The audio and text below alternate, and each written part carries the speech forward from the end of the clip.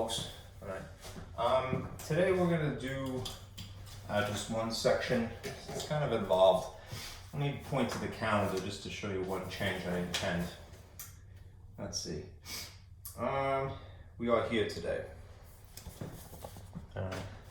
Today is the 8th. What I had originally planned was to do 9-3, right? Because I was supposed to do 9-2 last time, and I just felt it wasn't right. All right. When you see 9-2, it kind of takes a little adjusting because it's really a new ballpark. All right.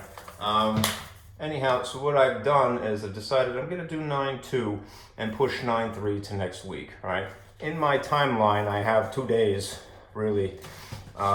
Test number 3 again I can't give to you because obviously we can't meet, so I have that for the added time, and I also had scheduled a review day, so it's not going to hurt in the long run. Better that I have the time to be a little bit more smooth, take the time to cover something that is a little alien. All right. Anyhow, that's where we're at. There is originally planned a quiz, right? So I'm going to decide. I had promised that I would do one more recording of the cumulative average in my lab. Most likely what that means is that I'm going to basically record what your cumulative average out of your MyLab assignments, but I'll give you a week, all right, starting from today, all right, to catch up if you're behind a little bit, right? In theory, if you're right on target, you should be doing section 9-2 for homework, all right, and have the assignments before that completed already. If not, you have a week. If you can make it work, do what you can. The way I have Canvas rigged the gradebook is that it drops on the lowest quiz grade anyhow, so it's not going to hurt you, right? If you do poorly, right? In theory, all right, in your MyLab assignment, it will maintain whatever the highest grade was, but you don't want to be negligent of either because you want to maintain, you want to stay sharp is what I'm getting at, right? Especially if you're in preparation for something like the praxis examination, you need exposure to the material. So, as long as you have the ability to get to a computer, all right, do the assignments legitimately. Just realize that it's not going to hurt you, all right, if you don't do that grade, all right? You still have whatever grades you have prior, and like I said, I rigged the grade book so that it'll maintain whatever the highest of your quizzes are. All right, so whatever you get, if you in theory do something less than what you had done, it's not going to hurt you, but you still want to try. Okay. Anyhow, section 9-1 we had done last time. All right, and this involves systems. All right. Today will be kind of a nice review of 9-1. So if you felt a little sketchy about it, you probably feel a bit better. Right. Now, what's the difference between these two? Right. Section 9-1 is about infinite systems without really specifying. Right. And infinite systems basically have, an infinite number of contents of the set. So you know that, I'll give you an example here. Let me make sure that this is in the frame. I may have to move the camera slightly. That's a little bit better, right? Good. Okay.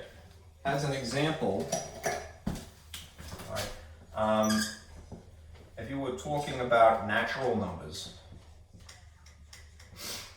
are infinite, right? And the way that is illustrated is, if not by using set notation, let me do one other thing here. There's two characteristics of a system. The first thing is that it involves a set, all right? And in the case of natural numbers, the set happens to be n, the abbreviation that we have for natural numbers. And then if you examine the actual specifics of the set, the way that is illustrated is fancy braces.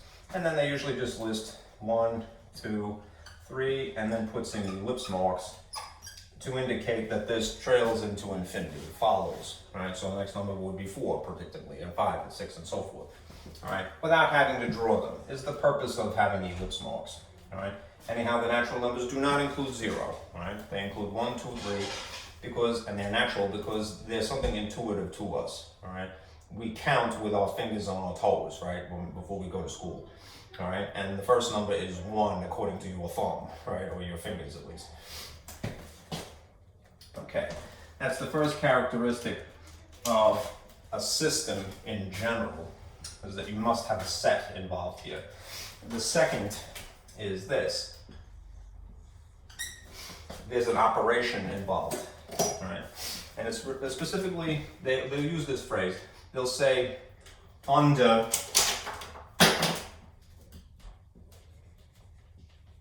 a specific operation. I guess a little bit dry.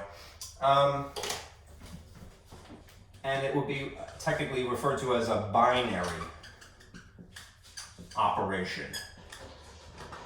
I'm going to just put OPE off operation. A binary operation, which usually, right, it's either adding or multiplying for all intents and purposes, right? What does it mean to be binary? Right? It means that in theory, you're going to combine two things. So you'll have some first number, the operation, and then some second number, all right? Or if it was a multiplication, it would be times, all right? Two things that are factors, all right, as opposed to two things that are add-ins, all right? So you'll see an infinite system like the natural numbers is a set, and perhaps under the binary operation that is addition, all right? This is what qualifies as a set, these two characteristics, okay? And in this instance, it's infinite. What we're going to do today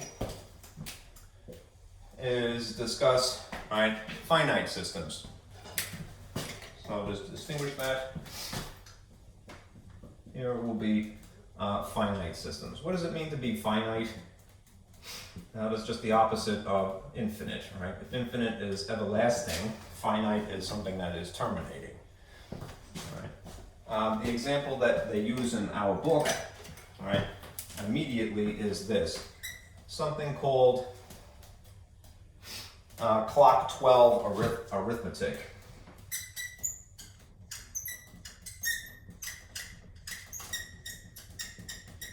Don't be intimidated by this. It's going to be a little weird, right?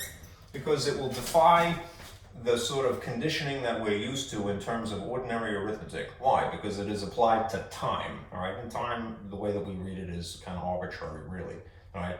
Who is to say that a day should have 24 hours? We could have made it 25, we could have made it 10, all right?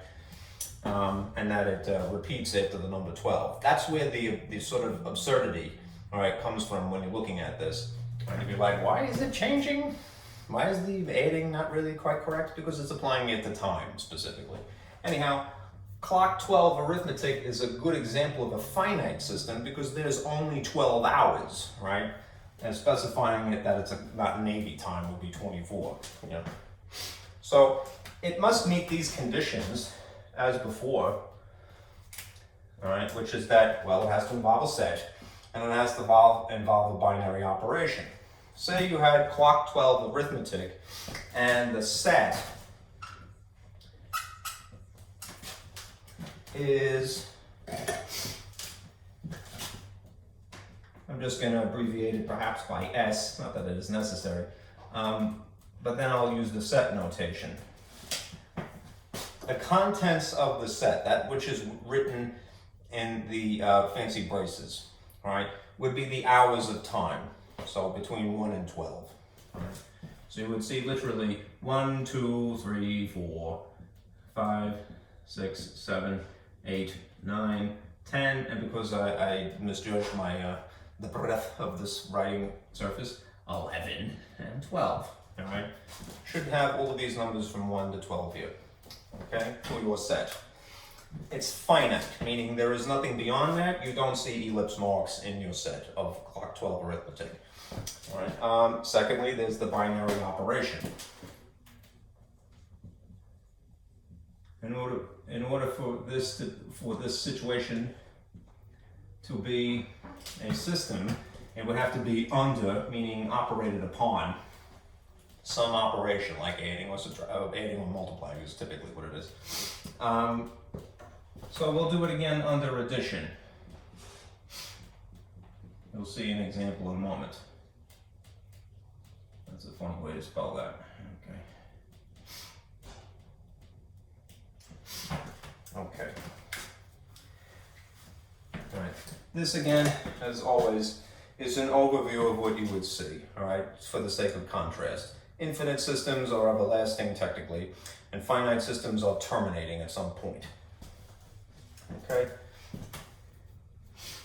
Now here is the difference between ordinary arithmetic and clock 12 arithmetic. This is so much nicer now that it's wet.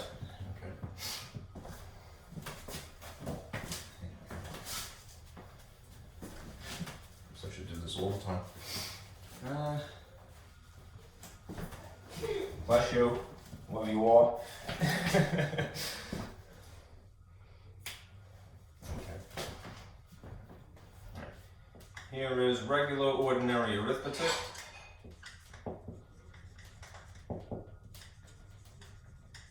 Versus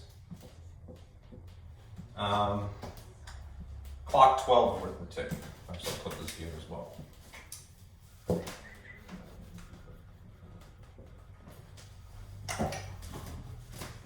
One downside to working at home is that you just don't have the board area that would be ideal.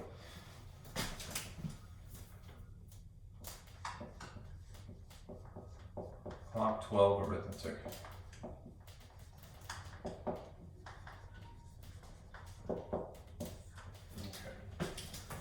What does clock 12 look like? Here's regular arithmetic.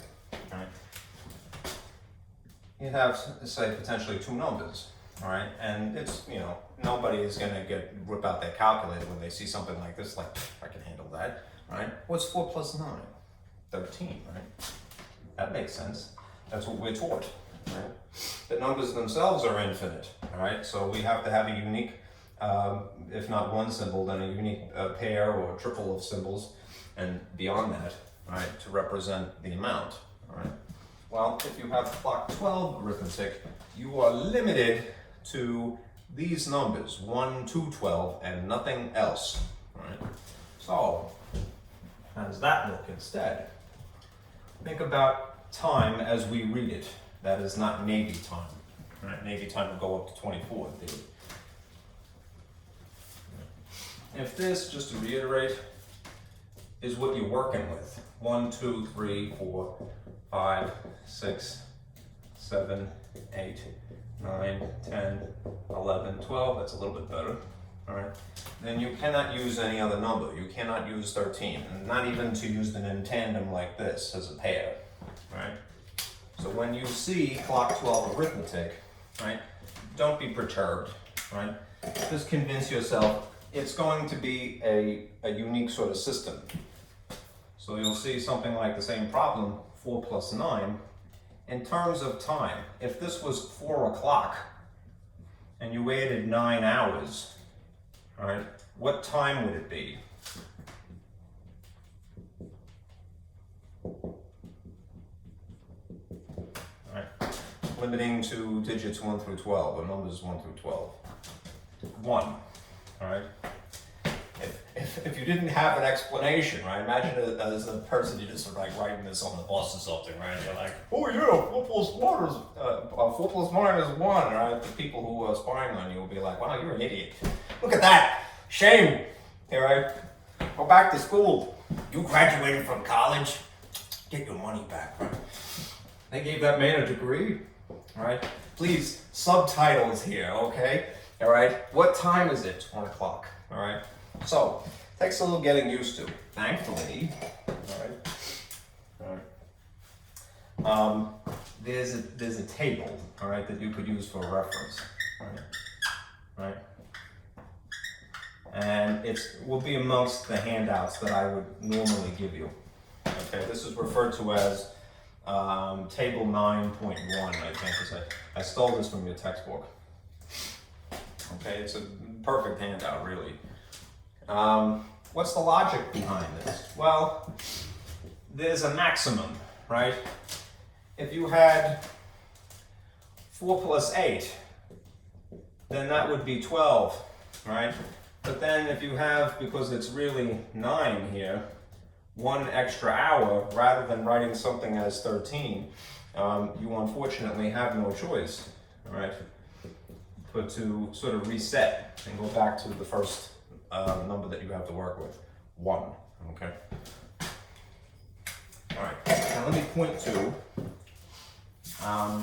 what the handout looks like. I kind of scribbled on it, I'm sorry, but I'll point to it here. It's the, out of all the tables that you will see, all right, it's the largest one. It looks like this, all right? It says table 9.1, clock 12 arithmetic, but it's this very large table, all right?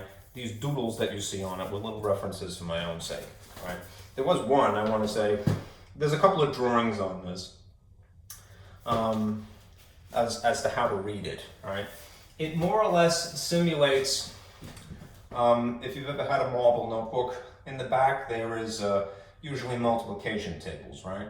All right, and you know that if you didn't have it memorized, or if you didn't have a calculator, if you wanted to find out what 12 times 12 was, you trace 12 along the column head, pardon me, the column headings, and then down along the row headings, right? And you'd have 12 times 12, and in that spot it would be 144, right?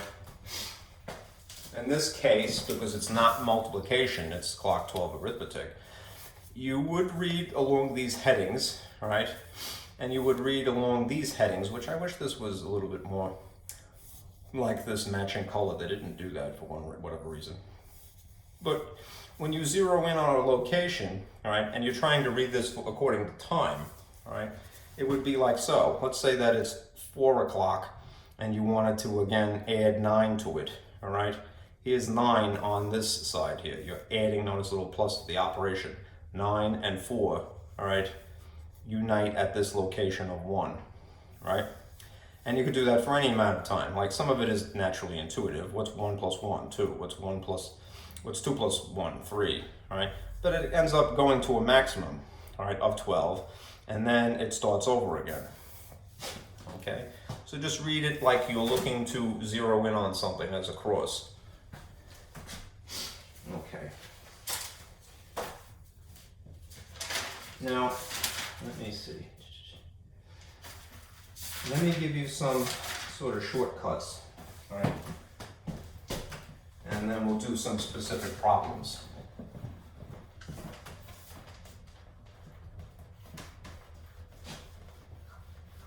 All right, you remember perhaps from section 9.1 that there's 4 criteria that we would have to meet, requirements, in order to qualify as being a group.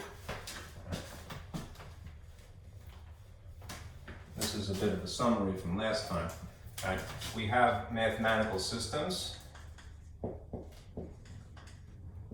right, which is, again, anything that has a set and a binary operation, which usually, again, consists of adding or multiplying.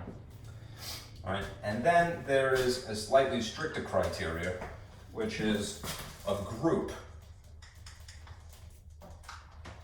All right.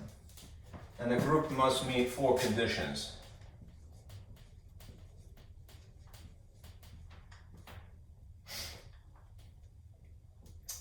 All right, to sort of reiterate, because you're going to be doing this a lot,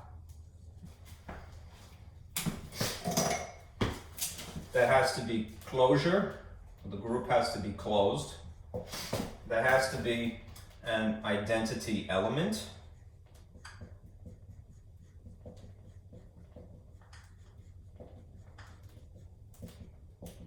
Which is usually 1 or 0. There has to be inverses. Right? And it has to be appropriate to adding or multiplying.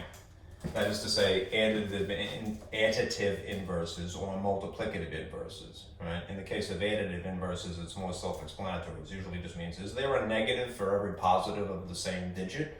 If there is, then you've qualified, right, by that condition. Right? And then you have to check if something is associative. Right? And associative is more or less matching. You can't do every one of them, especially if you have a very large set. It would take too long. But if something is associative, it conforms to, say, the associative property.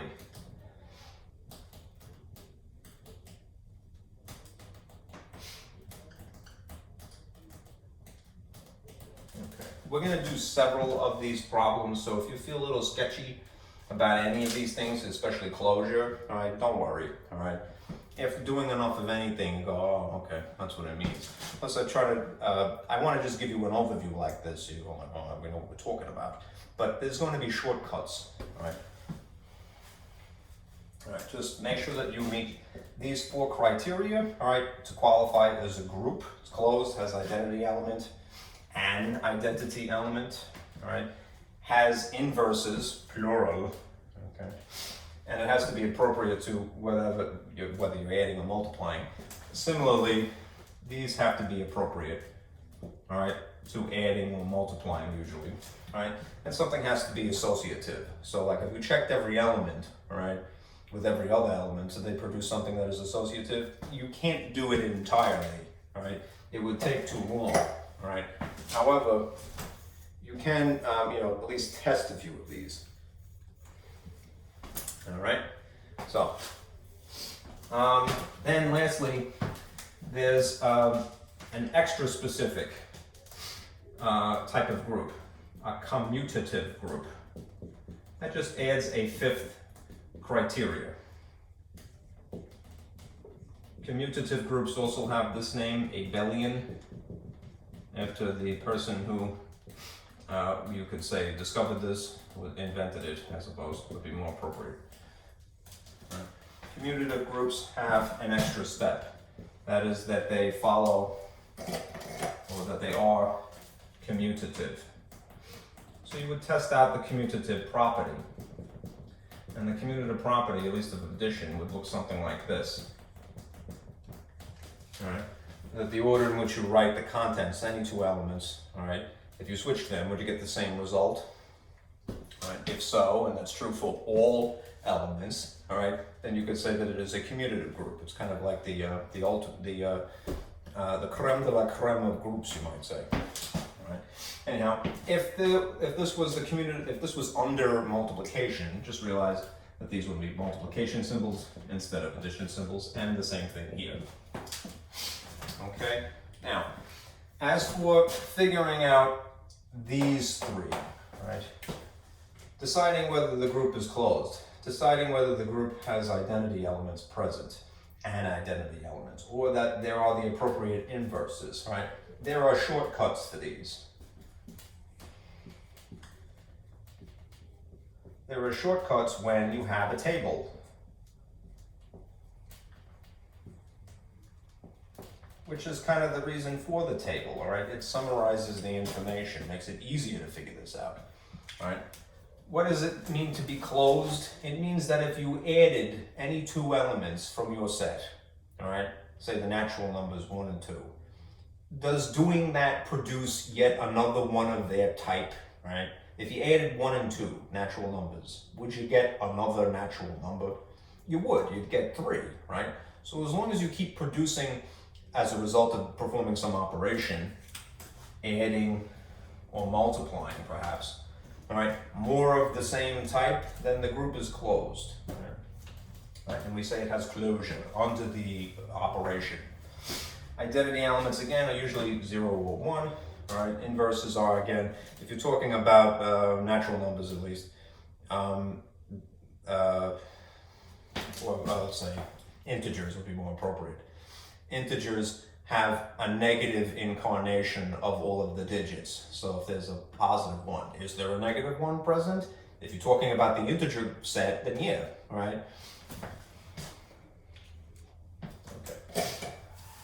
Okay. Let's discuss the shortcuts. All right.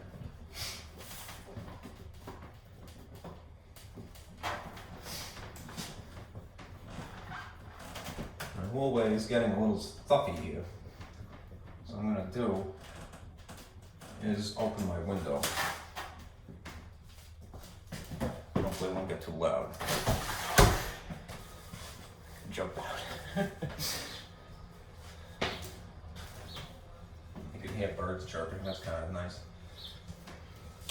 tweet, tweet. Alright. Okay. Now here's some tricks. Alright. Shortcuts. Alright. Or you might say tricks. Alright. When you are given a table, and in this section it's all about tables, really. And it's starting to fade out in this unfortunate marker. Alright, so I'll put that aside. I just bought another package myself, actually. Good thinking. Alright. A shortcut given a table, a trick that you could pull, right, when you're trying to decide if something is closed.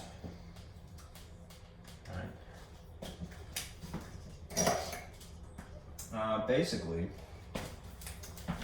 you have to look at the table.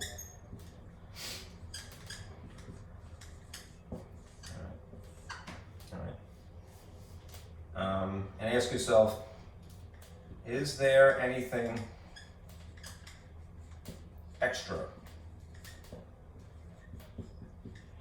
all right, in the grid, so to speak, all right, not listed in the set?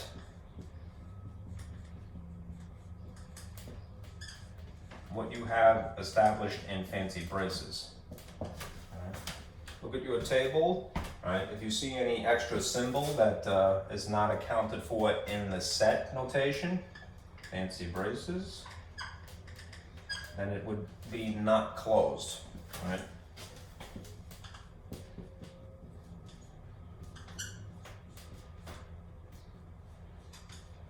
It has some extra element, right? To summarize that, perhaps it would be simpler to say, no extra elements.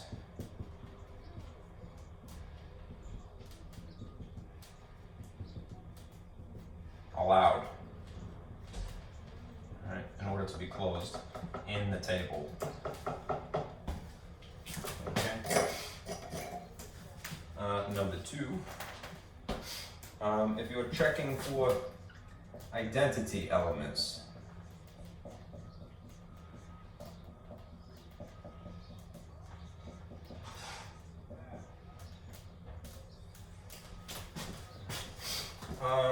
let's see, green is going to write what it does. I'll put this in red. You're going to basically look for a cross. Right, and by that I mean the point of intersection, right? Where you read the headings and you read the column headings and the row headings in your table, right? Where do they cross, all right? That they match to sort of illustrate that a little bit better, to say that better, all right? I'm going to draw you sort of a diagram. Right, and then I'll point out a specific case. Right? If you had the headings of the table written one way, and the headings of the table written vertically and sort of horizontally, they would have something in common. It lands right in the middle. That's what I mean by looking for a cross, all right? The number that is right where they cross, all right, that is your identity element.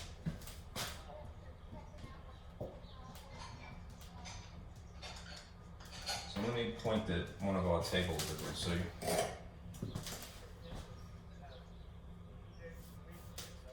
Let's see. I don't have a pen handy, but let's see. I'll point at this. All right. This is a pretty straightforward one. No, that doesn't work that way. Okay. I drew over too many things. Yeah, go back to the original.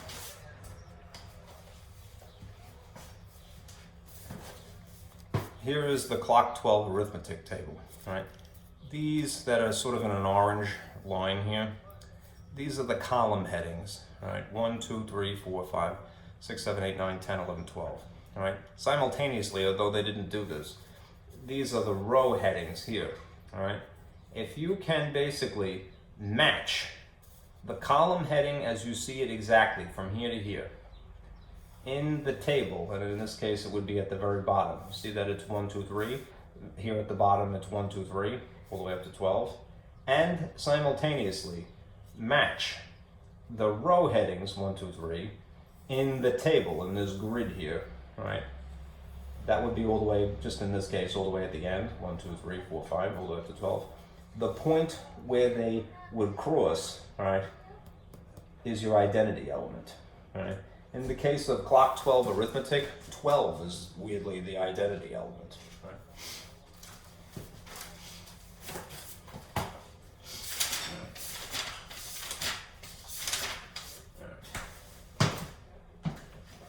Like I said, if you feel a little sketchy about that, we're going to do several of these. All right. And let me complete this sort of shortcut here. When you're looking for the inverses, and the inverses should be pluralized, identity element should be singular. All right. As long as you know what the identity element is, I'll put this in green. Hopefully this writes. If you say doing addition and you're adding two elements, whatever they are, A and B, right? If they are truly inverses, then what they should equal is the identity element. Right. So if you've decided that the identity element is 1, the additive inverses, if they combine correctly, should produce that number. That's why it's important to identify this first, right? And also what the operation is, because it will make it easier to see if the inverses actually are there, right, in your set in fancy braces. These things that are being combined, doesn't have to be addition per se, but these two terms here, all right, would have to be inverses of each other.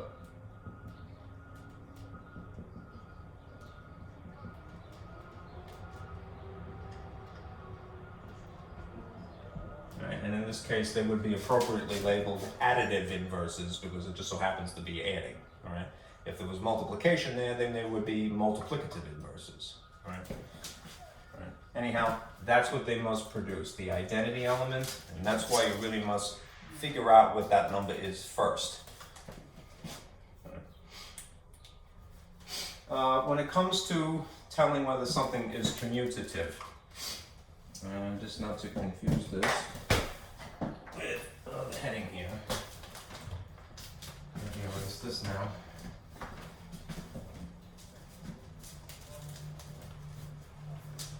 When you're checking to see if something is a commutative group, you know that you have to test that fifth criterion, right? Commutative.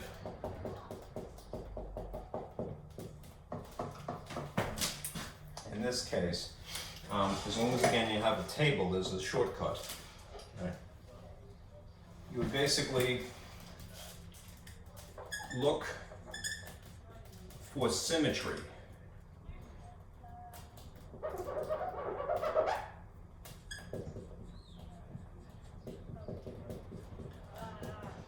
Along what they call the main diagonal in the table.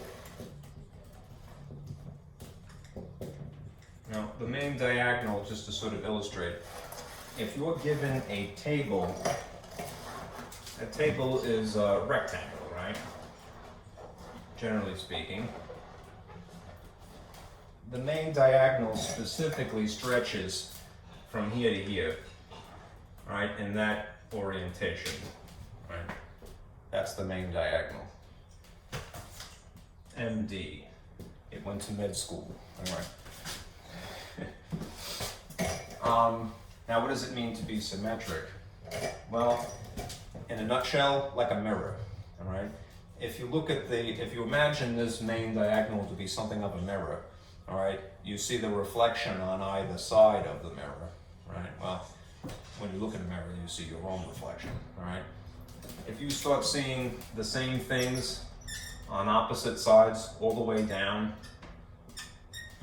the main diagonal, then you might say it's symmetrical, as if that line was a mirror, all right?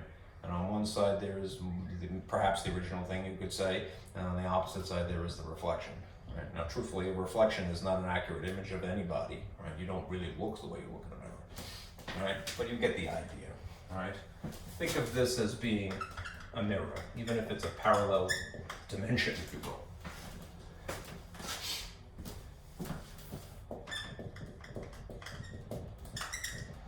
Like a mirror. Okay.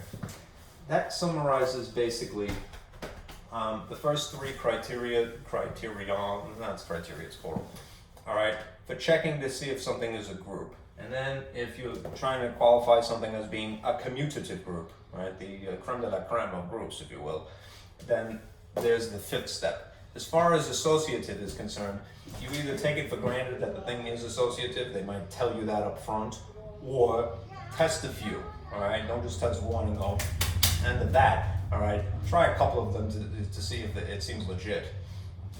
All right, test the associative property. All right. You could similarly test the commutative property as well, but if you have a diagram, take advantage of that. Now let's go back to clock 12 arithmetic.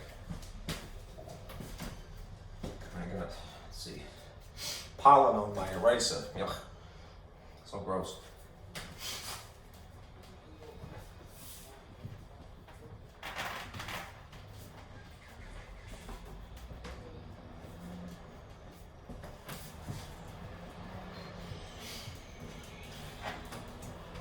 We'll do this at least 2 or 3 times to get you a feel for it.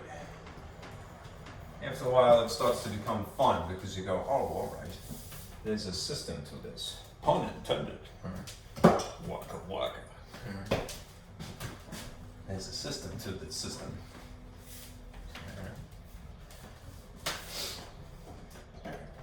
So, here's the kind of question you would see in my lab. All right, it'll ask you what I can't stand my hair. Forgive me, it's driving me nuts. I'm being vain right now, but this is being preserved. I'm sorry. This is the kind of question that you would see in my lab. It'll ask you to determine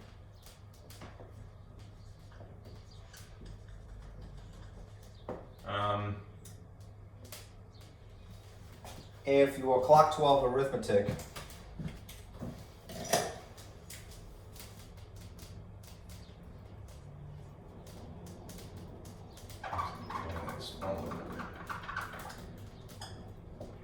I have to hold it, unfortunately, while I'm writing.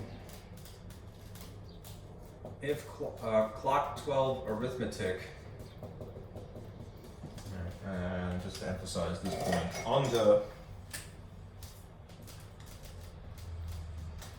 addition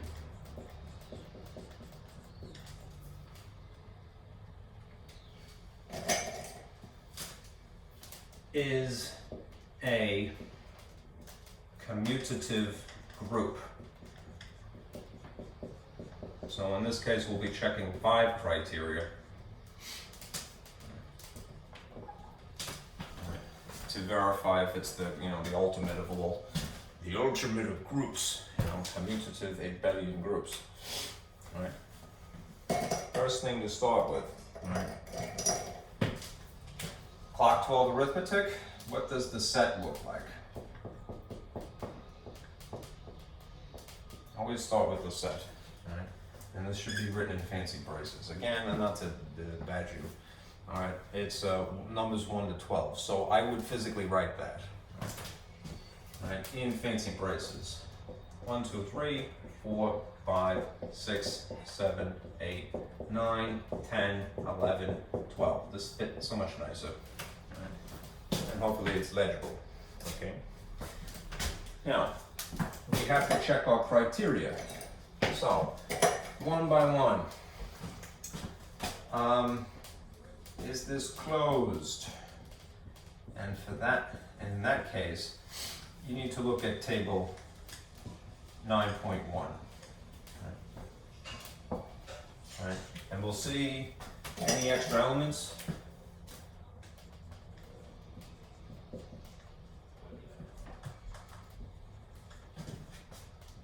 In the table, if we're trying to verify if it's closed. Again, forgive my having doodled all over it. All right. My printer needs ink, really. All right, here's the clock 12 arithmetic table, right? Presumably you can print out a copy of this, right, and it won't be having all this sketching on it. If you stare at the elements, right, in this portion of the table, right, what I would refer to as basically the grid, right? All right, I'm trying to obscure the headings here, right? That's why I personally drew this line here, right? These things that are in slightly bolder font, right? They should have made this orangey, you know, to simulate the orange here. I believe it's orange, I don't really know. Right? Maybe it wasn't originally, but that's how my copy came out. It's not quite like this. All right, anyhow, if you stare, lose that. If you stare at basically the actual table, not just its headings,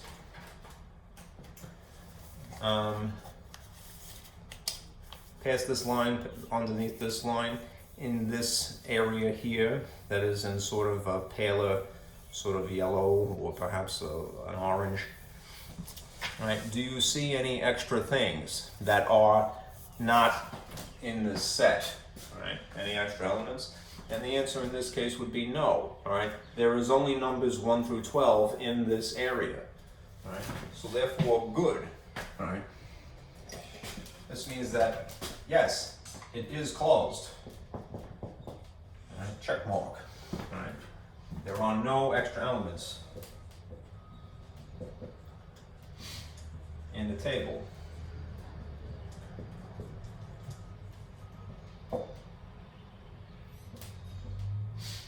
Kind of redundant to write no twice, but you get the idea. All right, now next one. So far, so good. All right. Number 2. All right. Is there an appropriate identity element?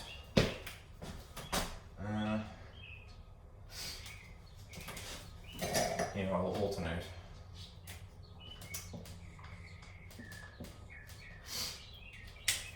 Let's see. Appropriate identity element.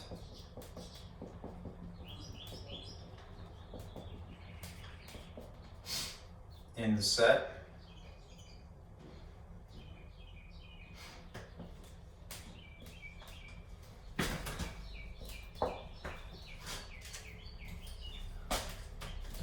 In this case, we'll employ our shortcut, right? I'd have to, again, refer to the table since we have the table to work with.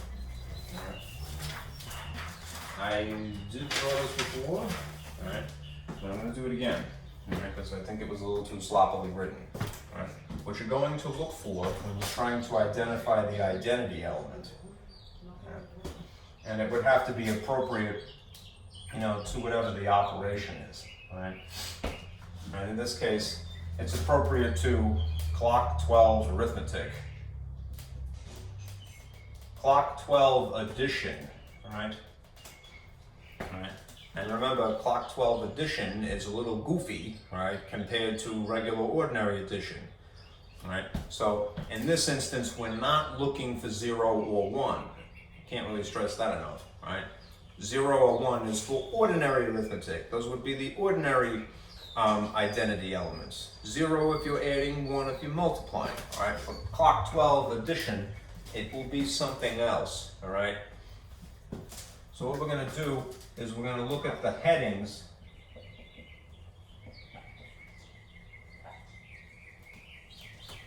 All right, match the headings that are the row headings to the column headings in the table. And let's just call it the grid, if you will. Wherever you have these things cross, that is the identity element. Now, I kind of alluded to this already, so you might already know what the number is, but human being. All right. Here again is the column headings 1, 2, all the way up to 12. All right. You're going to look for this exactly as it's written, starting with 1, ending with 12, in the table here. The first one starts with a 2. That ain't it. All right. Starts with a 3. That's not it either. 4, 5, nope. 6, 7, 8, 9, 10, nope. Finally, at the very bottom here, all right, what you see traced out in green. All right, it starts with 1, stretches with 12. Okay, cool. All right, I would draw with a highlighter, as I did here, through that. Simultaneously, I have to sort of like, I'm looking to basically create something of a cross. All right, if I examine these row headings here, also coincidentally 1 through 12, all right, I'm going to see if I can match this according to the appropriate column. All right, if you look at the first one, starts with a 2. That's not matching 1. All right. 3, 4, 5, 6, 7, 8, 9, 10, 11, 12, and then again, just in this case, coincidentally, all the way at the end, all right, is the match, all right? This row heading matches this in the table here. So 1, 2, all the way down to 12. Where they cross is this corner. That is the identity element, all right? So in this case, the identity element is 12 itself. Okay.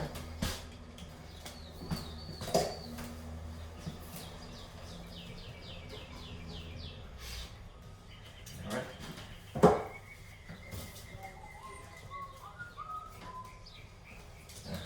Next thing, 3.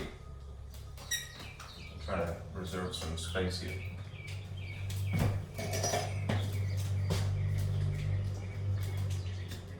3. All right. Are there the appropriate inverses?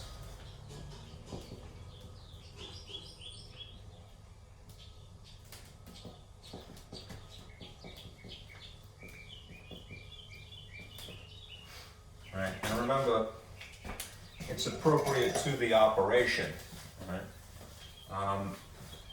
In this case, again, it would be appropriate to clock 12 arithmetic. In this case, we're using addition.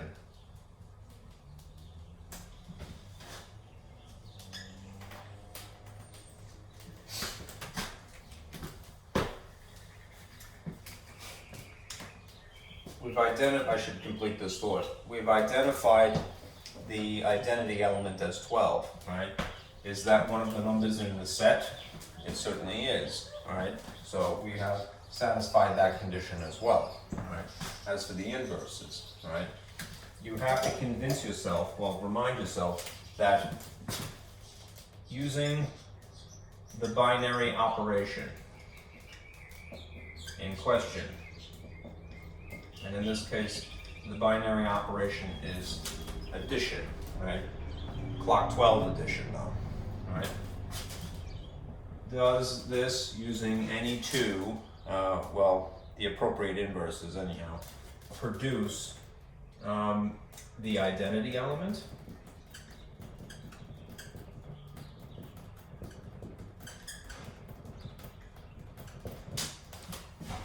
Let's see.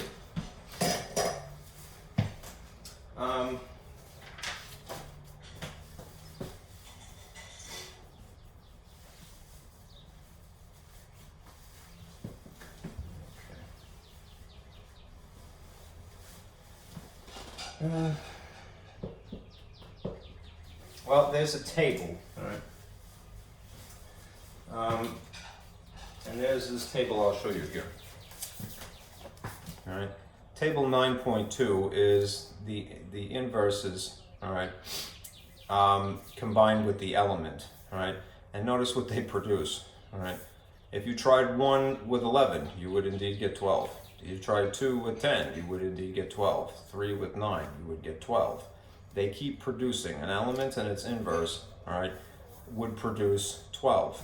Now, as to decide what is an inverse to begin with, in this case it's a little bit harder, all right, because we can't just say, oh, well, it's the negative number, right, because there are no negatives in clock 12 arithmetic, right. Here's what you can convince yourself, right.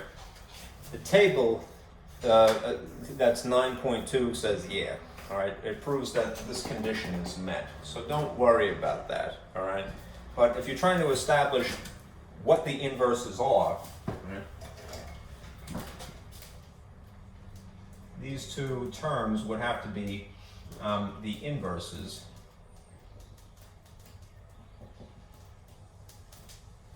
of each other. If you're trying to establish what they actually are, right, you could reason it through like so. Let's see. Here's sort of a little formula, right? A is in any element plus 12 must equal itself, right?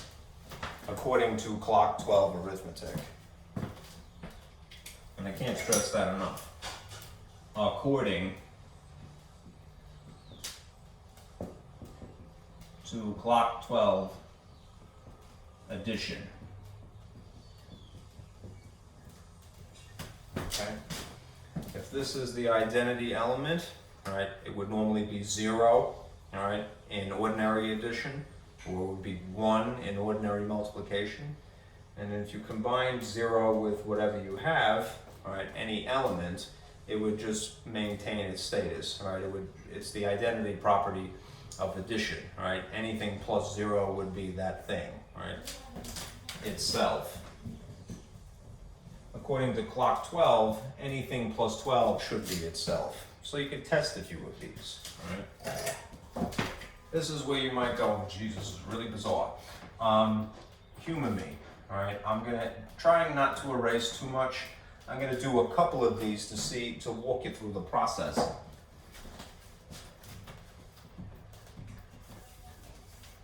Okay.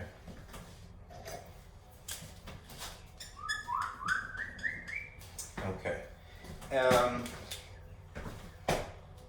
What is 4 plus 12? All right. In ordinary arithmetic, it would naturally be 16, right? But think about time, all right? If you had 4 o'clock, and then you added 12 hours, what time is it?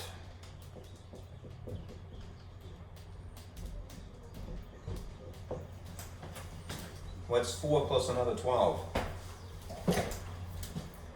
4, all right? It's weird, right? Clock 12 arithmetic is bizarre, all right? But that's how we read time. We just take it for granted that, oh yeah, it made a complete circuit of 12 hours, which we have arbitrarily decided that length of time, you know? That's how we chop up the day, you know? It doesn't have to be 12, all right? Here, now you could basically employ your table again, all right? Watch this, all right? If you use the table to do the arithmetic, right, and its addition specifically, you're going to start with either column or row, it doesn't really matter, all right? And then ignore this pink thing. 4 crossed with 12 is what number? Is what number? It's 4 again, right? Do something else. Right? What's 11 plus 12? In other words, if it's 11 o'clock and you added 12 hours, right, what time is it? Right.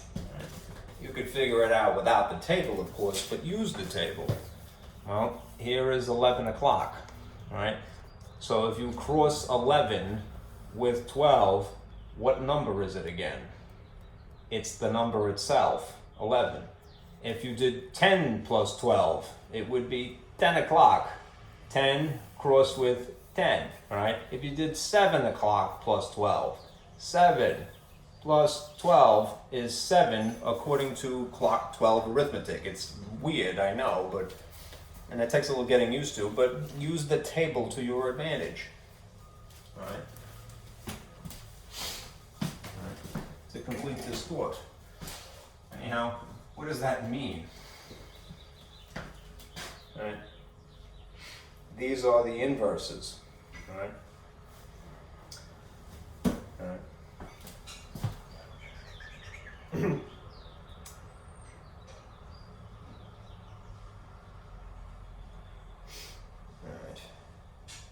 What adds up to 12?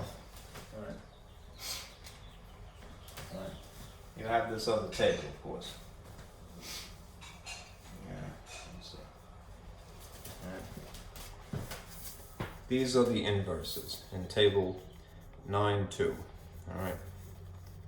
1 plus 11 are inverses of each other. 2 plus 10, 2 and 10, because they make 12, are inverses of each other. Right? And again, the inverses of each other, when combined with via the operation in question, produce the identity element.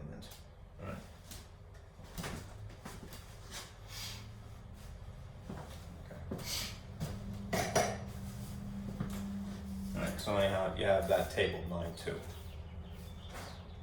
Anyhow, there are no other numbers besides, 1 through 12, right?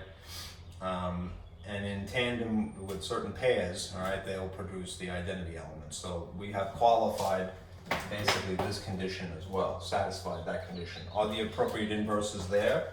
Yes, all right. Everything that is in the set, all right, the original set of 1 through 12, all right, are inverses as well.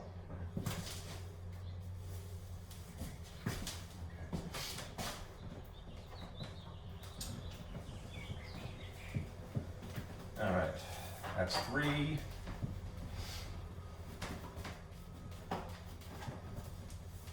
have time, okay.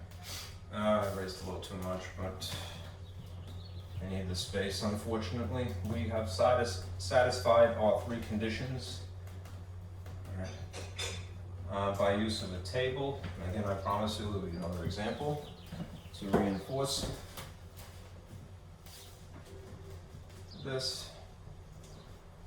Here it is. All right, what about 4? Again, normally they tell you up front that the system that you're working with is associative, but if you don't want to take it for granted, test a few. All right? I want to check to see if something is associative.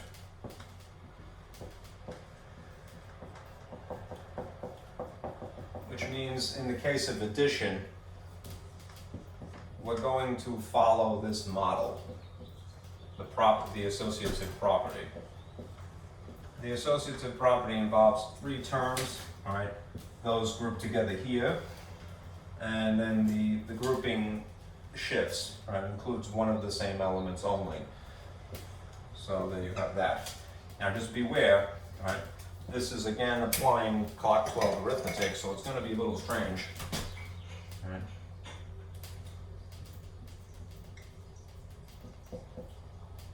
Addition. So the outcomes that you get as a result of doing the addition, it's not going to be the intuitive, natural, regular addition answer, right? Sum. Use the table once again, right?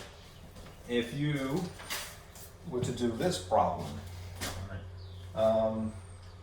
2 plus 6, right? Don't say it's 8, although I know that is the usual situation.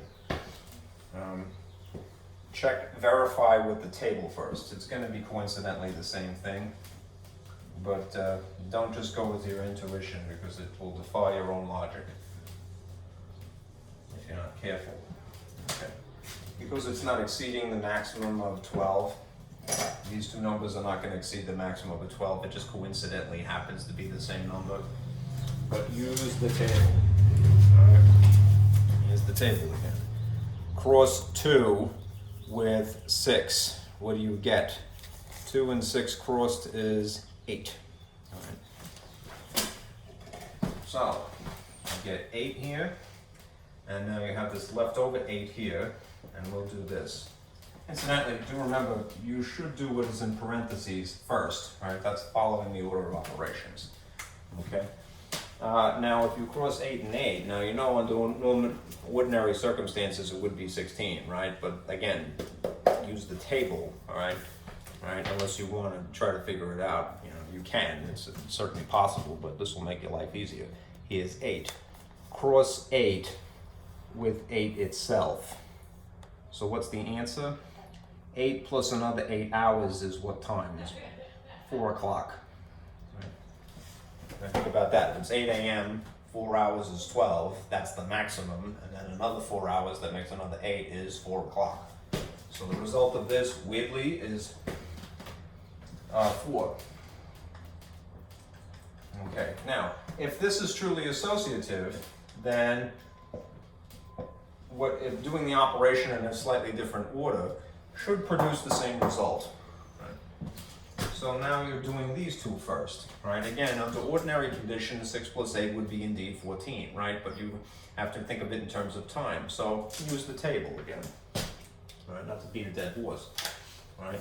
But here, go to 6, cross 6 with 8, and now it's 2 o'clock, okay? So this is your answer, where they cross. This is 2, all right? There's a 2 hanging around here. If you do these, right? Because this sum is not going to exceed 12, right? It conforms to what is usual arithmetic. So this is going to be 4. And just to verify that again with the table, all right? Cross 2 with 2. What do you get? 4. All right. All right, so you could do several of these to satiate any requirement, all right? But for the sake of time and for the lack of board space, I'll just leave it at that. It does meet this qualification. It is associative. Now, the question was originally, is it a commutative group? There is one more step. You have to check if it's commutative. So use a different model.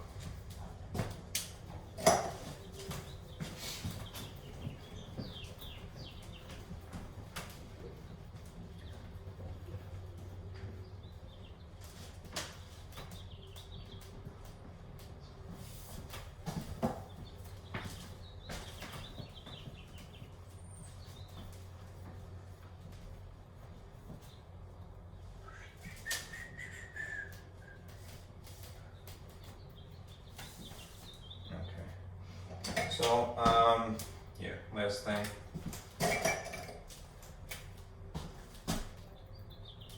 I'll do 5 here. Is it actually commutative? Is it actually commutative? So that means that we would have to conform ourselves to this model. A plus B should be equal to B plus A. Again, you could try a trick, right? And the trick is to look for symmetry.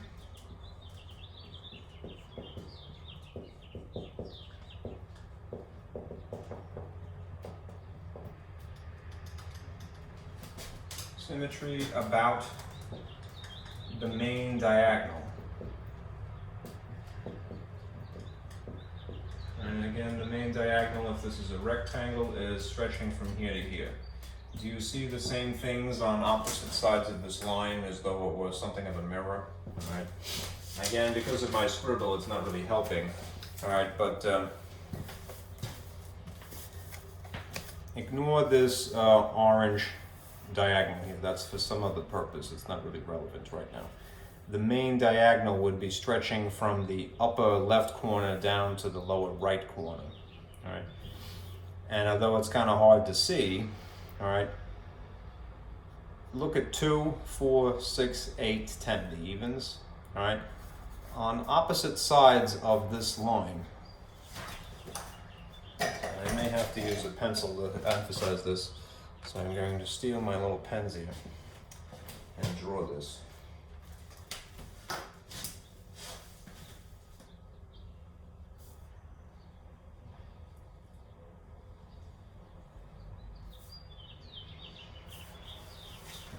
If you look on opposite sides of the main diagonal, notice the symmetry, right? Opposite of this sort of breadstick here is 3 infinite breadsticks, right? I'm sorry, I just think of Olive Garden for some reason. I shouldn't be making fun, all right? Anyhow, on opposite sides of this, there's 3 and 3, all right? There's symmetry there, you might say. On opposite sides of this, there's 4 and 4, all right? On opposite sides of this, you see 5, 5, 5, 5, all right? On opposite sides, you see 6, 6, and 6, 6, and 7, 7, 7, and 7, 7, 7, and 8, 8, 8, and 8, 8, 8, and it goes on and on and on and on, all the way down here. You see symmetry, all right? So you could say, without performing any test here, all right, the property, that indeed it is commutative, all right? If that symmetry exists, and it does. So yes, it is a commutative group, all right? Voila. All right. However, if you feel a little sketchy about that, it's nice to have options, isn't it? I'm going to put my little pocket protector back here. It's propping up my camera is what it is. All right, not too much, hopefully. All right. Plug in some numbers here from the element set and see if it follows the logic that we have established. So, for example, if you had 5 and 8, right, according to the commutative property, switching these, the position of these two elements, to write it a little bit more cleanly, should not change what the sum is. But we have to prove that if that is true, at least according to the commutative property for clock 12 arithmetic, right? Because 5 and 18 are going to exceed the maximum of 12, right? You could reason it through what the appropriate time of day is, or you could use the table, right? The bottom line is, this is not going to be 13, right? Because, right, we're using clock 12 arithmetic and then particular addition. So again, if you have the table, right, go to 5, cross 5 with 8, sort of like playing Battleship. 8 is here. 5 and 8 zeroing in on each other is 1, right? Which makes sense, right? Because if 12 is the maximum and 8 plus 5 is 13, there's no 13th hour, right? Just like there's no 13th month, right? It would be 1 o'clock. So doing that, you would get 1. If you followed along the grid, again, sort of like playing Battleship, you read the top, you read the side, and you sort of look for where they cross, all right? You're going to get the same number. So yes, all right, doing it that way produces the same result of looking at it for symmetry. Right? Again, the whole point of this is that the table, right, is a summary of the information. It takes getting used to, granted, but after a while you're okay with it. Okay. Let's see. All right, let's do something that is not numbers.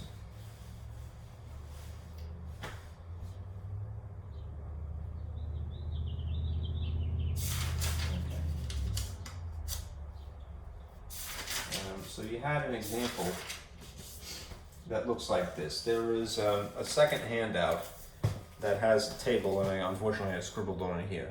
Table 9.7. You see a music note and some Greek letters. Right. I'm going to draw it just because I doodled on it a little too much. The last one would take too long.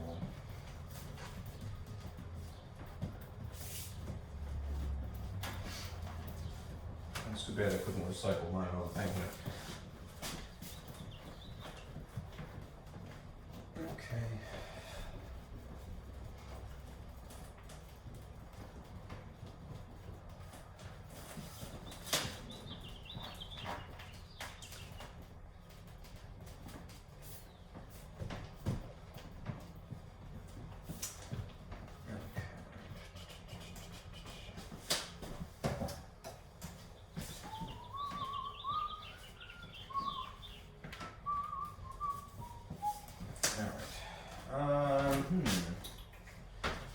How many columns do I need? 5. I'm gonna try to incorporate this other thing I had. I'll put it over here. Hopefully it won't fall off. And I'll just add some columns to this to simulate the printout that you have.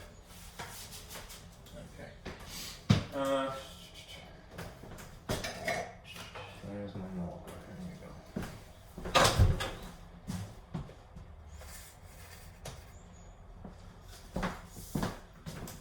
Alright. 2, 4, no, I'll have an extra one.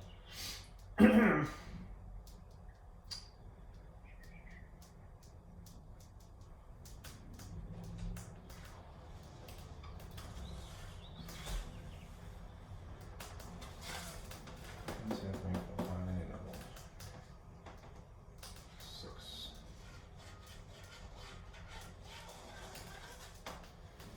It's a little sloppy.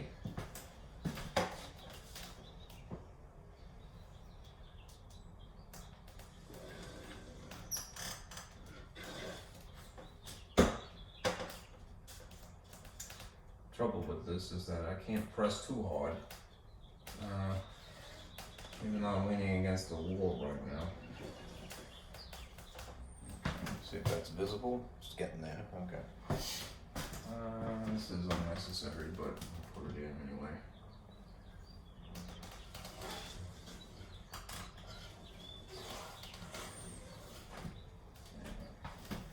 As long as that looks something like a grid.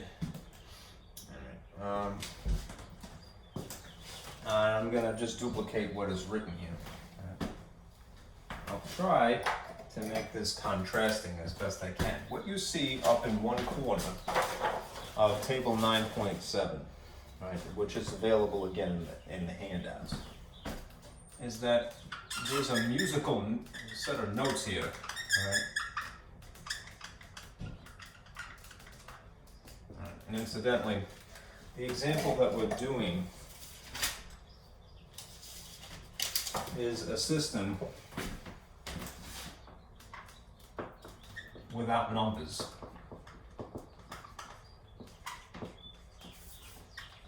Which makes it still possible, right? You think, especially when you're talking about operations of addition or what have you, they're like, oh, I have to have numbers.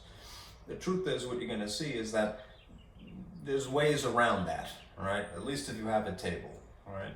You don't have to conform yourself too much to what you have already learned a long time ago about adding or multiplying, all right? You need more or less to employ the shortcuts when you have a system without numbers, all right? To answer its questions, to decide whether it qualifies as a commutative group.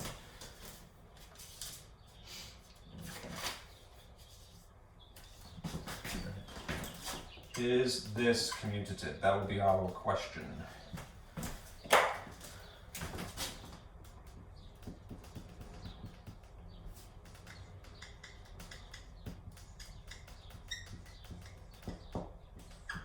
We're going to run through the 4 criteria and then the 5th step. Right? The 5 total. All right. Anyhow, in the corner of the table that is 9.7, you see notes of music. Right? As strange as it may sound, right? This is the operation.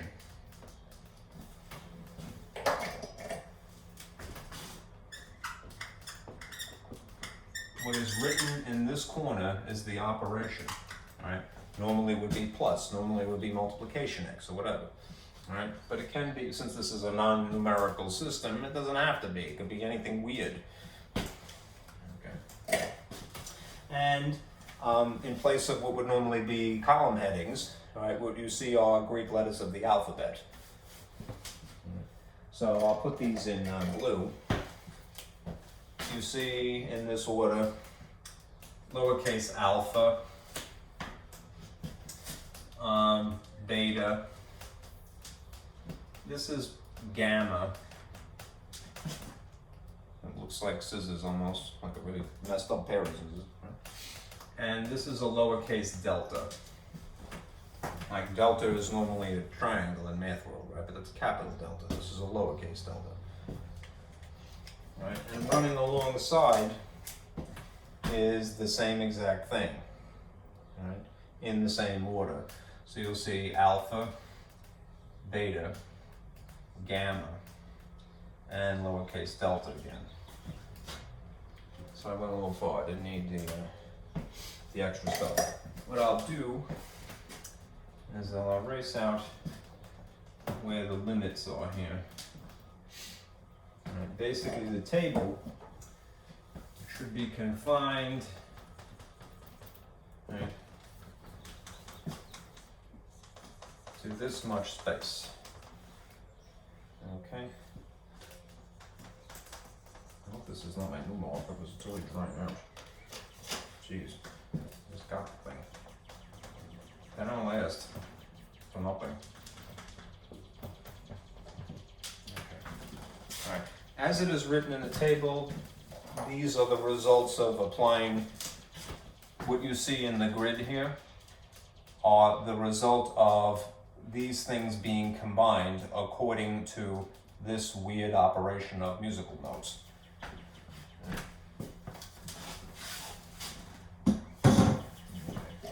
So I'll put this in black, hopefully it writes. I have to duplicate this, forgive me. Okay. That's okay. Let me put this down.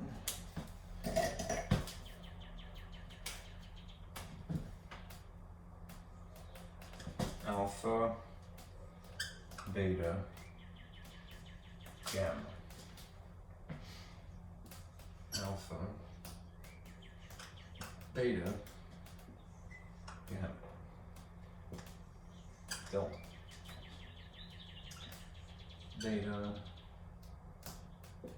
gamma, delta, alpha, gamma, delta, alpha, beta. And just make sure that I duplicated this correctly. I gotta stand away from it for a moment. Just my thing is bending over here in the window. Let's see. I have to just verify. Normally I would project this onto our board, but I can't, because our board is in a different place. Of course. Okay. There we go. That looks good. Okay. Now, if we're going through the trouble of identifying this as being a commutative group or not, right?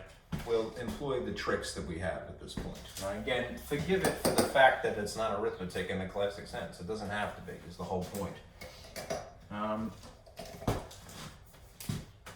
Let's establish, first of all, what the elements are, and I'll put that down here. Right? This is a set. And therefore, we would put it in fancy braces, right? What are the elements that you see present? Alpha, beta, gamma, and delta. According to the headings, right? The headings here and the headings here. Alpha, beta, gamma, and delta. So there are how many elements? There's only 4 of them and nothing else. Right? If we are trying to test for the first criterion, singular, all right, we have to establish if this is closed. All right. Is there anything extra? in the grid.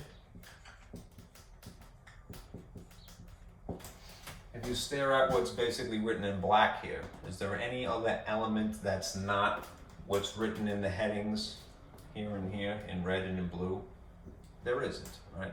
So therefore, you would say, yes, right? There are no extra elements, right, in the table, in the grid, whatever you want to call it. So is this closed? Yes, it is closed, all right? First criteria is met. Okay.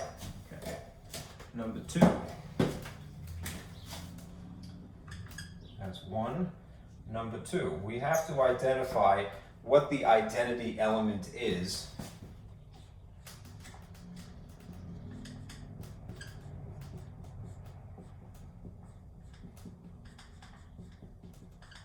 and if it is present, all right, under normal circumstances in the set, all right, it's going to be there if the what our cross test predicts, right? It's going to be there. All right. Now, the shortcut that I had mentioned before was this. See what's written in red here, all right? These would be the row headings here, all right?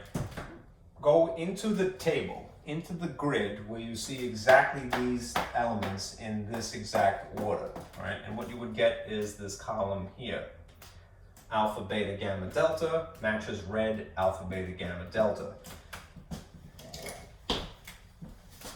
All right, I'm going to highlight this. All right, for all intents and purposes, that's highlighted green, right? Badly, but yeah.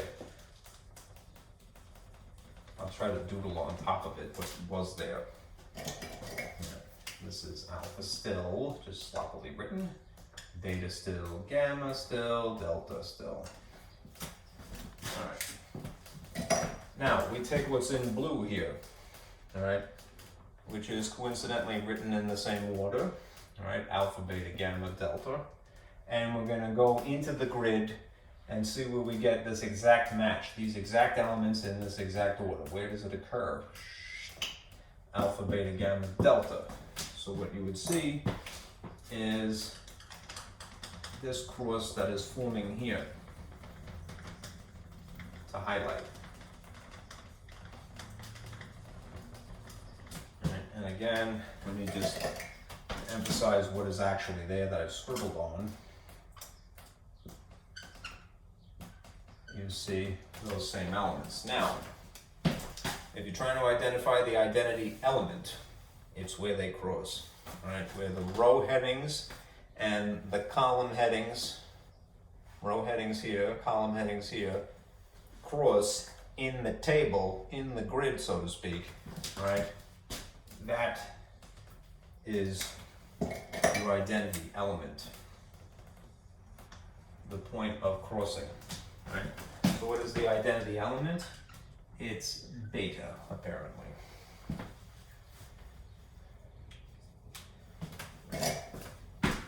Okay, so since an identity element exists, right, we have qualified this condition as well. We have satisfied this condition as well, satiated. Right. So what we will do is move about, continue on our merry way here. Beta is the identity element.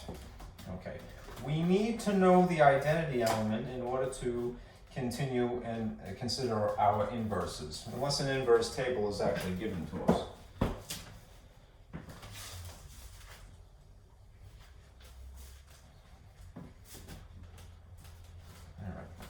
So step number 3, we have to consider the inverses. All right.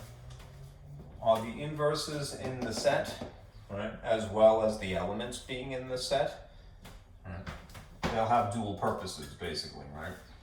Well, if they are, right, then this would be true. That under normal conditions, we think about it just a binary operation, that we're adding perhaps two things, all right? And that should be equal to the identity element. In this case, we don't have addition though. What do we have? We have, rather strangely, this is the operation, all right? These notes here, music. So I'm just gonna doodle them in here and pretend that this is the operation.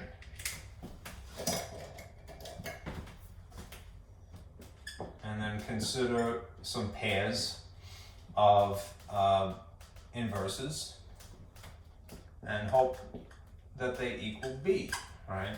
Beta. We have to consider basically, well, what equals beta? Right. If you now go to this graph, all right, and circle everything that is a beta, all right, you'll see. Right? That's beta there from crossing two elements. Here's where we identified the identity element to begin with. Here's beta here, and here's beta here. These crossed elements, right, are inverses. Right? So, what does that mean? The first one, all right? First beta that shows up would mean that gamma, and then this musical note applied as an operator with alpha produces beta, all right? It's an alpha. Let me draw that a little bit better. Alpha. These two things, looks more like an A, I hope. All right. Gamma crossed with the operation of music note, all right, crossed with alpha produces beta, because that's this, all right? Cross relationship, if you will, all right? Therefore, this and this are inverses. These are inverses of one another, because inverses, when you have perform an operation on them, make the identity elements. They produce that. Do these things show up in our set? They do. Alpha and beta are present. Pardon me, alpha and gamma are present. Right? That happens to be 4 of these, right? Here's another. Next one, right? Data and beta. Right? Data, the music note operation, and beta turns out, according to this weird form of arithmetic, right, also are inverses, right? Beta is an inverse of itself. That sounds bizarre, right? But this is what the table proves, all right? Is beta an element? It is, all right? So it's accounted for, all right? More of these, all right? Well, 2 more. Alpha crossed with gamma, all right? That's just backwards.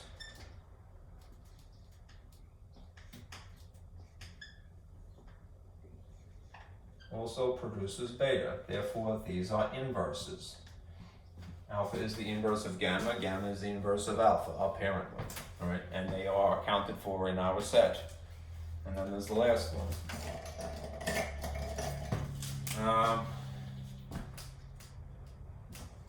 Delta. Cross with delta. I'll put it here just because it's creeping out of the frame here.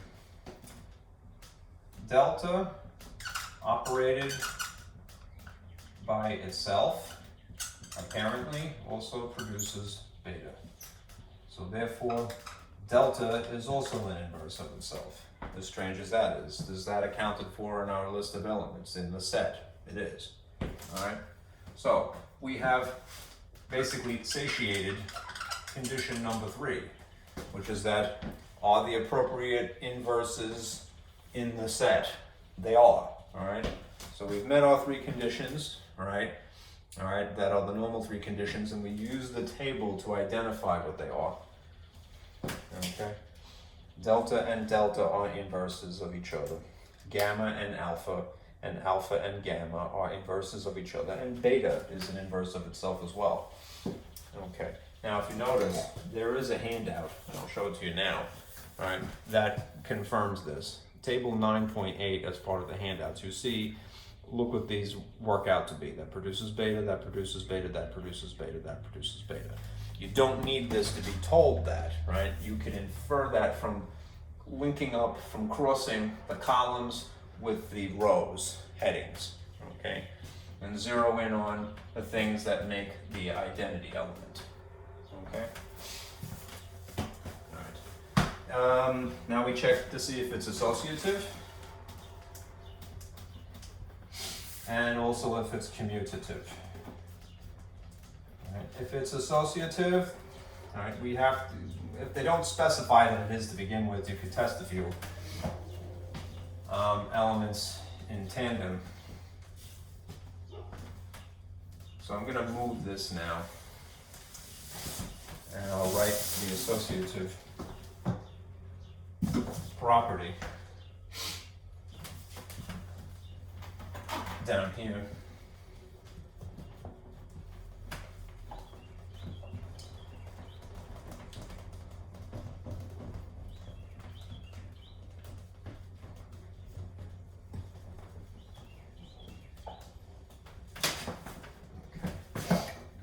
The associative property is naturally step number 4, proving that this is associative. We really would, in theory, have to do it for every element, but it would be impossible. Well, not impossible, but very tedious. So we'll do it for a couple. All right. This is normally the associative property. Right, where you see the groups shift rather than the position of the contents. That would be commutative. All right. What we would adapt this to when we have this strange operation here is just simply this. Putting musical notes wherever there's a plus.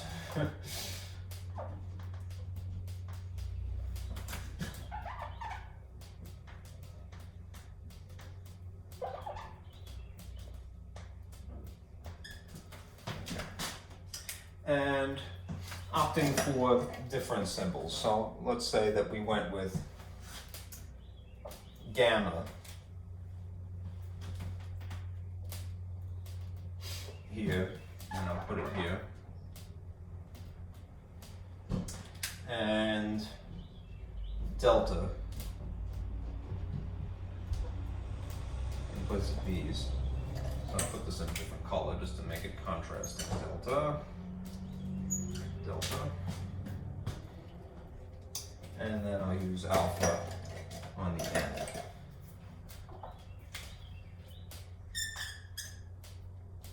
That is an alpha as well.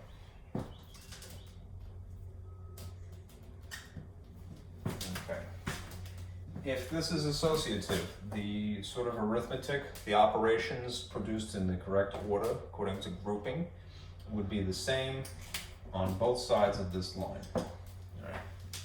Both sides of equals. So we'll verify. And we need the table, especially for situations like this, because there aren't even math symbols, all right, to confirm what these amounts, what these quantities in theory would be.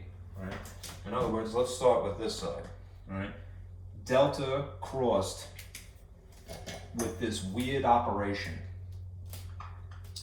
of musical note. All right. Delta crossed with alpha, right, according to this operation. Let us look in the table where these things cross. Here's delta, all right, here's alpha. What do you get as a result? You get gamma in this case. Delta crossed with alpha, right, even if you did it in the opposite order. If you did alpha crossed with delta, you would get gamma, right? So you get gamma, right? And then there's still musical notes here. And then there's still this free-floating gamma that was there in red to begin with, right? What do you get, right, when you cross these two? gamma crossed with gamma produces delta, according to the arithmetic table here. So I'm just going to put it adjacent, because it's kind of hard to see. You would get delta, right? Okay. This produces delta. All right, now hopefully if we follow this arithmetic here, all right, or this, whatever these operations are, all right, we will get delta as a result as well, in which case we could say, yes, definitely definitely associative. Okay, so in this instance, we're doing this operation here first, all right? This is gamma crossed with delta. Gamma crossed with delta produces alpha in this case, right? Even if you did it backwards, even if you did delta crossed with gamma here, you'd still get alpha, right? So you have alpha, and there just so happens to be this musical note here and here, and there's this free-floating alpha still here. Try to make it a little bit nicer. All right, now we cross alpha with alpha. What do you get? Alpha crossed with alpha produces delta, as expected.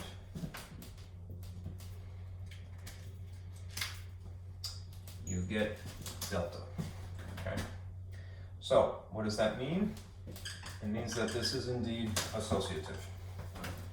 The last thing is, let's check to see if it is commutative, right?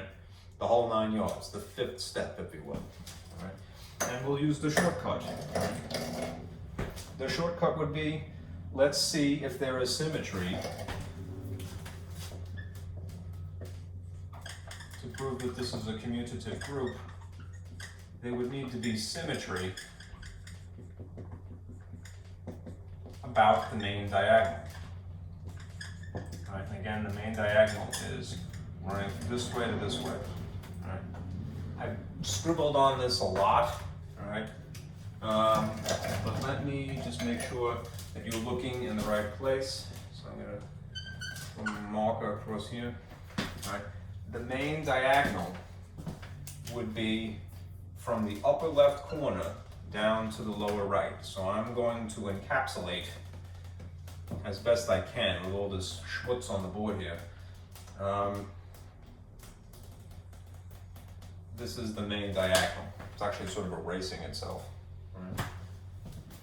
This, oh my goodness, I just bought this. All right.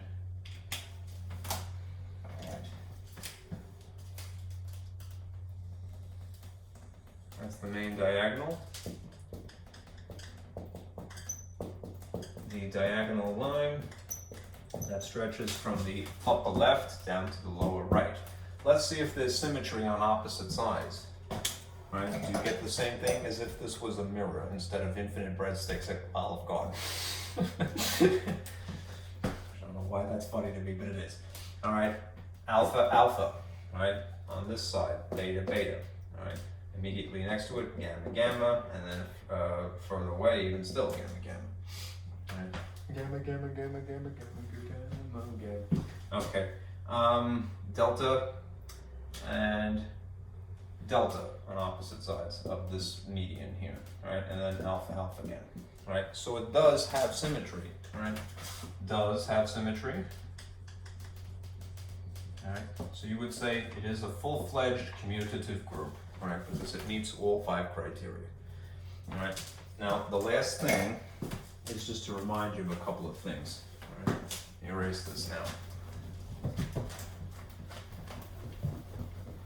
And I'm gonna have to spritz this in ink. Okay. Yeah, this is definitely gonna have to be cleaned with Windex.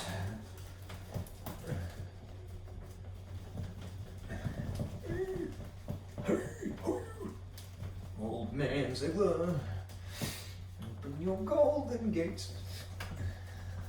Okay. Yes, it's coming. any second now. Yep, almost done. There we go. Forgive the scribble here because it's a little stubborn. It'll take some doing. It's not even a permanent marker. I don't know why it's weird. All right. Here are some reminders. Okay. When you're trying these problems, remember. All right. Number one. Right. To be a group.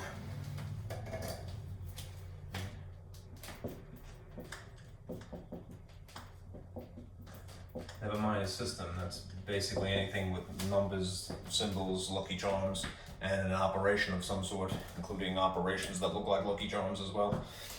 To be a group must meet the four requirements. Okay. Whether it is a closed group, it has closure under the operation, usually anything multiplying. If there is an identity element included in the set, right? If all the appropriate inverses are present, right? And then if it's associative. Right. Closed, must be closed, must have an identity element.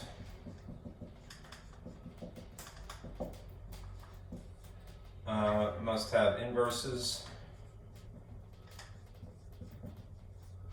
And it must be associative. Okay. In order to be a commutative group,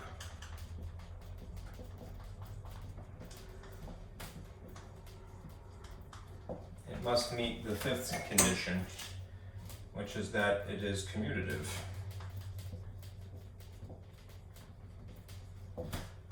A plus B is equal to B plus A, or what have you. A times B equals B times A, right?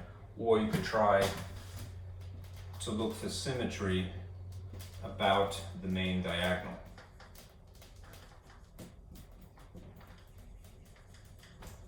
All right, looking at your table from this corner to this corner, you should see the same symbols on opposite sides all the way down. So a happy face here, a happy face there, something like that. Occasionally you'll have the situation in which the system happens to be commutative, but it fails at least one of the other four criteria, right? Even if it is commutative itself, just to start with, if it does not meet these conditions, it is not referred to as a commutative group specifically. So let me put that here.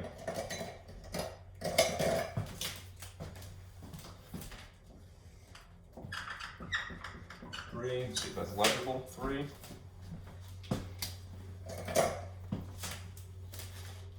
A system can be commutative. Right, but not a group. Right. If it's not a group, what that means is that it failed any one of the first 4 conditions, requirements. Right. So if you're trying to qualify something as a group in general, or if you're trying to qualify something as a commutative group, as soon as you hit a brick wall, all right, as soon as one of the first 4 fails, go, forget it, it's done, all right, it's not a group, all right. If they ask you then, well, if it happens to be commutative, something can be commutative, but not a group, all right, so don't call it a commutative group, even if it is commutative. Has to be associative as well to be a commutative group. Has to have inverses, has to have an identity element, has to be closed, okay? And that's that, okay? Thank you guys. Next Monday, all right, we'll do section 9.3, the last of this stuff, all right? I figured it'd be better, as you can see, it's kind of weird, all right?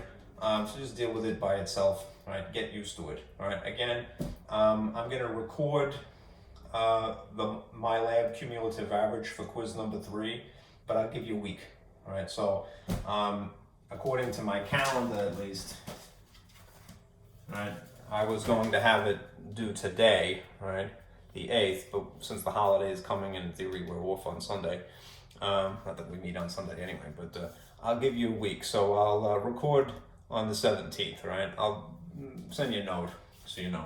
All right, try to catch up. Again, even if you're behind a little bit, it's not going to kill you, because ultimately Canva's gradebook is just maintaining whatever is the highest of those cumulative averages. I've recorded what I call quizzes twice now, all right? And even though you'll see the number, all right, only the one that is the best one is being included in your average for the semester, okay? But you need exposure to the material, so try these, all right? You have some shortcuts at this point, all right?